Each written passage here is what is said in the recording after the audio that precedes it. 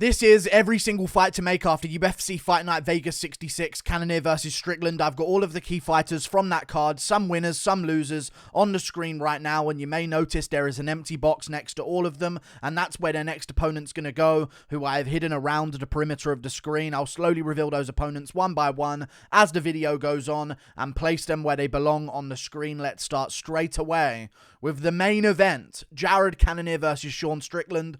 Whatever you feel about the decision, it was a very, very close fight, so you can't be too mad about what way it went.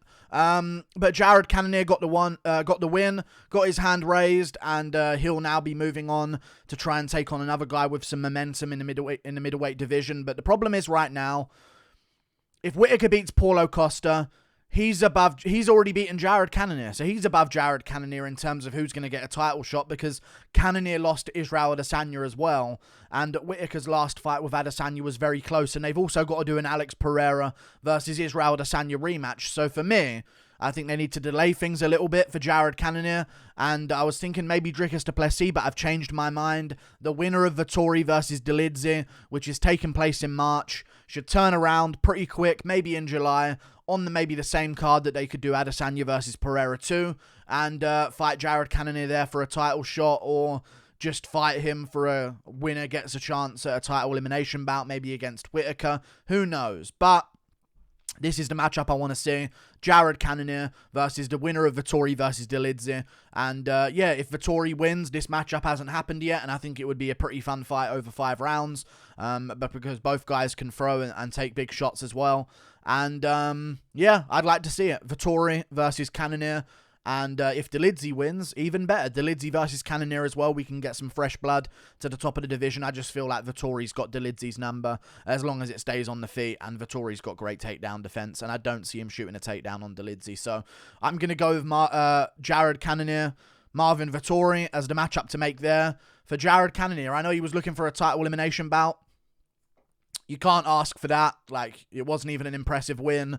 And you keep losing before that. So let's do Cannonier Vettori versus the winner of Vettori Dolidze. We move on to the loser of the main event, but also could have been the winner. Very, very close fight.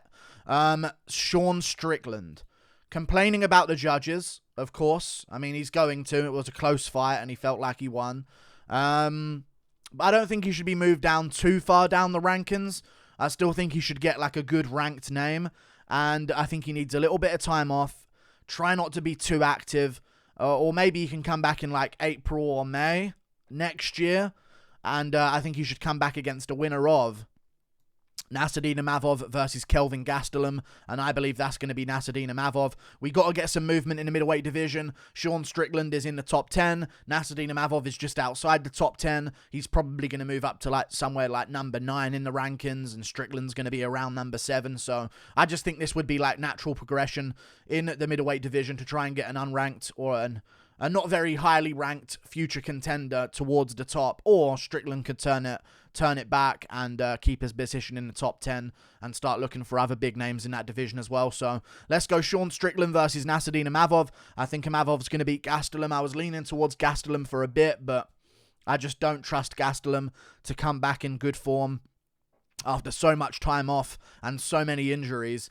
I feel like Nassourdine's going to have his number in that fight and get a win over him. So I'm going to go Nassourdine Imavov in that fight that's coming up in January. And they'll both be on similar schedules. Strickland fought in December. Imavov will have fought in January if that fight goes according to plan. Imavov is in a main event as well. So they could put this on the main card of a pay-per-view, prelim headliner of a pay-per-view. Maybe a co-main event of a fight night. I don't think it's a main event of a fight night, but you know, it'll be a good one. So Sean Strickland, Nassourdine Imavov, make the fight happen if Imavov gets past Gastelum, or could be Gastelum as well. We move on. Armand Tsarukyan got a big win in the co-main event over Damir Ismagulov, and I'm just going to do this right away. I'm sick and tired of the way the lightweight division works. They've done enough favors for Michael Chandler. He doesn't get the Conor McGregor fight. So enough of this favor towards Michael Chandler. He comes in, he gets Dan Hooker for a title shot. First fight in the UFC. I know he was a champion outside the UFC, but still. Comes in, gets Dan Hooker, gets a title shot for beating Dan Hooker against Charles Oliveira, loses. Who do they give him? Justin Gaethje. Loses. Who do they give him? Tony Ferguson. Wins. Who do they give him? Dustin Poirier. There are a bunch of other contenders that are putting together like crazy resumes inside the UFC and hustling their way up. And they aren't getting these opportunities against top-ranked lightweights. So, I say do McGregor-Masvidal and don't do Chandler versus McGregor, because one, McGregor's coming back at 170 and Chandler's a 155er. Do not move up to 170 with Chandler. It makes no sense. He's not even ranked there. You want to put McGregor against at least the bare minimum a ranked welterweight contender, which is Jorge Masvidal, who also is a very big name as well. And let's do Chandler versus Arman Tsarukyan. I think we've given him enough favors. It's time to do some favors for the other guys in the lightweight division that are on the come up. Arman Tsarukyan deserves a high-ranked guy. He just fought Damir Ismagulov. Those guys, Damir Ismagulov, Arman Tsarukyan, Graham Kutsteledze, these guys might be better than the top-level guys. We don't know, because there's been such isolation where the top 7 guys at lightweight have only been fighting each other for the past 5 years. Over and over again. And they all get one win, and it's back to a title shot, and we never get to see these other guys get their chance against a top contender. Where's the number 10 versus number 4? That doesn't happen at lightweight. You know what I mean? It's just 10 fights, 11, then 12, then 9, then 8, then 10 again, then 11, and then finally maybe they can find their way towards the top. It shouldn't have to be that way. Arman Tsarukyan, Michael Chandler, he needs to give us one fight for the good of the division. And if he beats Arman Tsarukyan, you can start getting some favors back again and start getting some big matchups that are good for you. But I think he needs to sacrifice one fight for the company's good.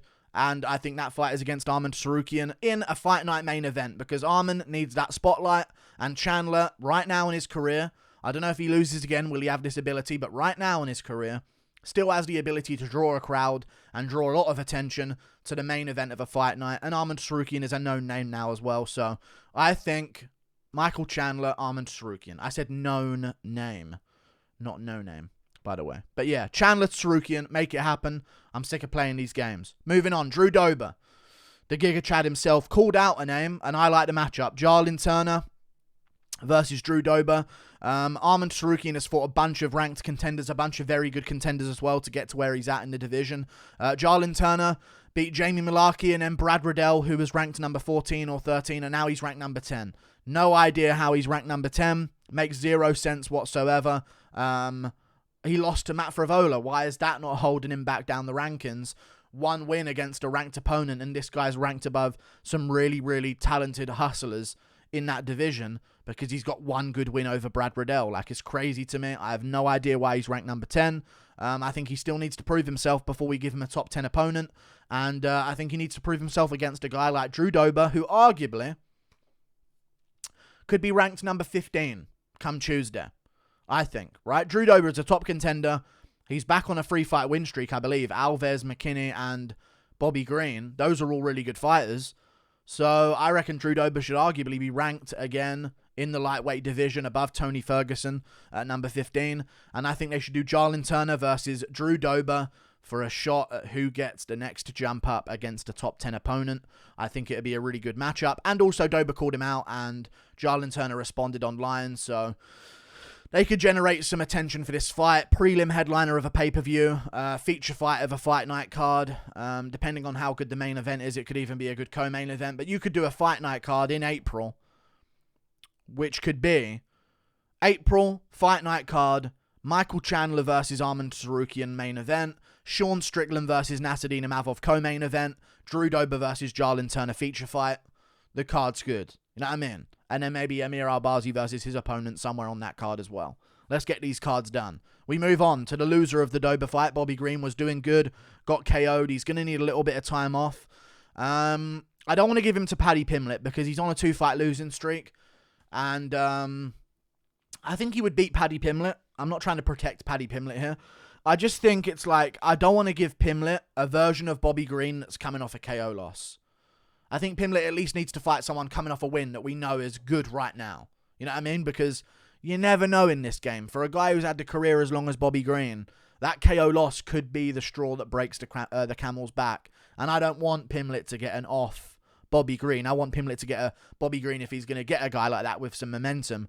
But I think Bobby Green should take on a guy who's way down the rankings from Pimblett, whose name is often tied to Paddy Pimblett's, who has a fight coming up in January against Bontham in Brazil.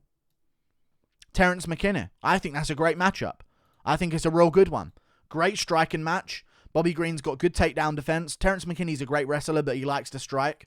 And I think that would be really good boxing for the start of their fight that they have together. Bobby Green, Terence McKinney, and you can put it in a good spotlight fight on a card as well. Paddy Pimblett, I think it's Renato Moicano for him. I think that's the matchup that they're looking at. I think they might actually give him Tony Ferguson. The more I think about it logically of what the UFC is going to do, they might give him Tony. And I hate that, but they might do it. But in terms of schedule, Bobby Green just got KO'd. Take Christmas and New Year's off. Terence McKinney fights in January. We'll be looking to come back in maybe May or April of next year. Bobby Green, Terence McKinney. It's natural progression up the unranked area of the rankings for Terence McKinney. And I think it's a good test for him as well. And we'll see if Bobby Green still got it in that fight against a dangerous up-and-comer. I think it's a good fight. I think it's a really good matchup. Let's make it happen. Bobby Green, Terence McKinney. Could be a good feature fight of a fight night card somewhere in May or April. We move on. Amir Albazi got a big win, but it was against a guy who wasn't even in the UFC. So as much as I do want to give him a jump up the rankings, I think we need one more. And this fight needs to be in a good position on a card. So I want this to be on the main card of a fight night, feature fight, maybe even a co-main event if the main event is good enough. You know what I mean? But I think this deserves a bit of spotlight. They're both coming off big wins. The opponent I'm going to draw for him is Manel Kape. They're on similar schedules. Amir Albazi took little to no damage. Manel Kape took little to no damage. Both guys like to stay active as well. So I'm saying March. Manel Kape's from Portugal. Amir Albazi's got a London accent. I think he's from Sweden. He's from Baghdad, but he moved to Sweden. He lived in London for a long time and trained there. So let's do Amir Albazi, Manel Kape. Maybe on the UK card. We'll see what they got. But maybe on the UK card, on the prelims, high up on the prelims. That would be a good one to do. I know that's going to be a very big card. But maybe they could also do it at some point in April, May. Who knows? But I want to see Amir Albazi versus Manel Kape. I was going to do Amir Albazi rebooked against Brandon Royval. But I realized that Brandon Royval is probably going to be used soon at the top of the division against Mateus Nicolau instead, who I believe is a more deserving contender than Amir Albazi because of his schedule recently. I think the win over Matt Schnell is more impressive than a win over Alessandro Costa, who wasn't even in the UFC. So I'm going to go Amir Albazi versus Manel Kape. The winner of that one can then start looking towards the top of the division against the Alex Perez, Kai Kara Francis, Brandon Royval versus Mateus Nicolau winner. That's when we're going to start to see those matchups. Maybe even the loser of Moreno Figueiredo 4 can take them on. We move on. Alex Caceres got a big win by head kick KO. And someone who got a big win recently in the featherweight division, I think is a perfect matchup for him, is Jonathan Pierce, JSP. Woo! JSP versus Alex Caceres. Great matchup. I don't think JSP deserves to be ranked number 15, in all honesty. I think he's still got to prove himself before I consider him a top 15 ranked featherweight contender. A win over Darren Elkins. I know JSP's on like a 5-fight win streak right now at featherweight, but a win over Darren Elkins just don't mean that you're a top 15 guy at featherweight. I think there's a few guys outside the rankings, like even potentially Caceres, that could be considered better than him.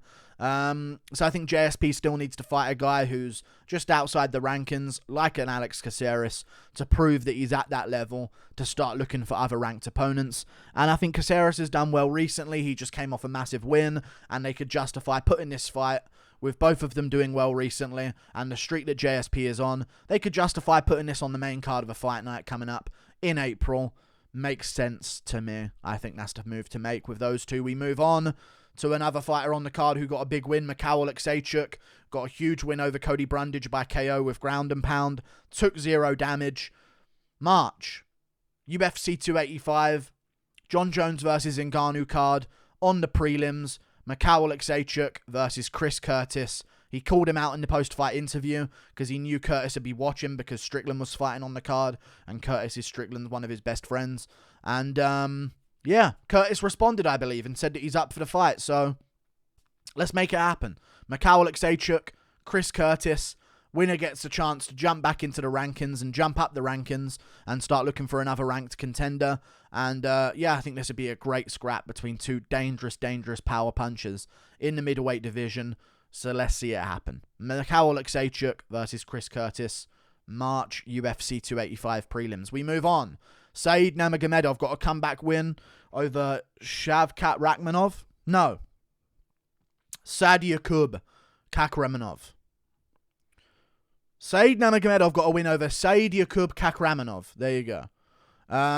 Comeback win. Got the guillotine in the second round. Definitely going to need a little bit of time off because he wasn't having an easy time of things. It's not like he took no damage, but, you know, he definitely had a tough fight, so he's going to want a little bit of time off over, well, I say Christmas, but judging by that beard and no moustache, I don't think he's a Christmas celebrator. So, who cares about Christmas and New Year's? Shabbat Shalom. No, that's Jewish. Alhamdulillah. Let's move on and give Said Nurmagomedov Pedro Munoz. I think is a great matchup. And I think this is like a Walmart Makhachev Oliveira. You know what I mean? To use an American way of speaking. You know what I mean? Like a Makhachev Oliveira on Wish, as the Americans would say. Said Nurmagomedov, Pedro Munoz. Pedro Munoz takes on anyone. He'll be looking for a matchup coming up sometime soon. And Said Nurmagomedov's a dangerous guy. And I think Munoz, it's a good matchup for him. You know what I mean? Like, he doesn't shoot for takedowns. He's very good defensively if someone tries to grapple against him. He's got good calf kicks, good body shots. He's got good pressure in a fight as well. So I think this would actually be a pretty competitive matchup between two good fighters at bantamweight, and it would also get Said into the rankings because I think he's on like a 4-fight win streak. So he definitely deserves a chance against a ranked opponent. Let's do Said Nurmagomedov versus Pedro Munoz. That's all the fights to make.